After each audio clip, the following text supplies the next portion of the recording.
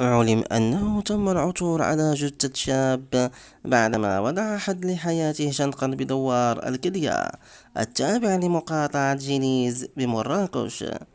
وقالت مصادر الجريدة إن الشاب ينحدر من إقليم شيشاوا وقد حل بمراكش للعمل كحرفي، حيث وجد معلق بحبل داخل المنزل الذي كان يكتريه قيد حياته.